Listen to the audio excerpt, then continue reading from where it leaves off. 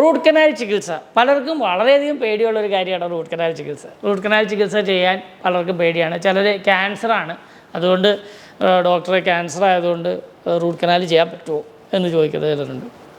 ചിലർ പറയും പ്രഗ്നൻ്റാണ് അതുകൊണ്ട് റൂട്ട് കനാൽ ചെയ്യാൻ പറ്റുമോ എന്ന് ചോദിക്കുന്നവരുണ്ട്. ചിലർ വരും പ്രഷറാണ്, വളരെയധികം ഷുഗറുണ്ട്, ഇങ്ങനെയുള്ളവർക്ക് റൂട്ട് കനാൽ ചെയ്യാൻ പറ്റുമോ.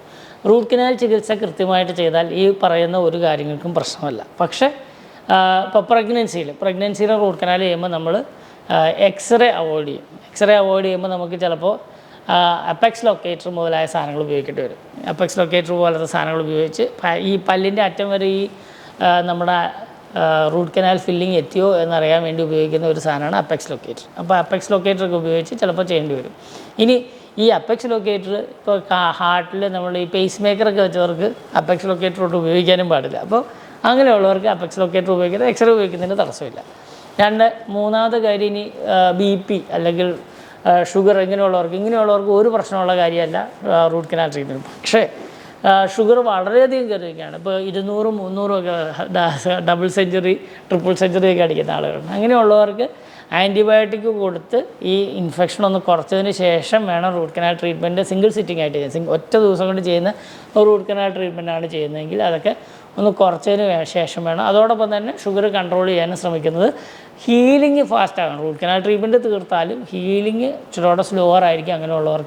അങ്ങനെയുള്ളവർക്ക് അസിസ്റ്റഡ് ആയിട്ടുള്ള കാര്യങ്ങളൊക്കെ ചെയ്തു കൊടുക്കണം. ചിലപ്പോൾ നമുക്കത് ലേസർ ഡിസ്ഇൻഫെക്ഷൻ ചെയ്യേണ്ടി വരും, അകത്ത് ആൻറ്റിബയോട്ടിക് പാക്കേജസ് കൊടുക്കേണ്ടി വരും. അങ്ങനെയൊക്കെ ചെയ്ത് നമുക്കിതിൻ്റെ ഇൻഫെക്ഷൻ കൺട്രോൾ ചെയ്യാൻ പറ്റും.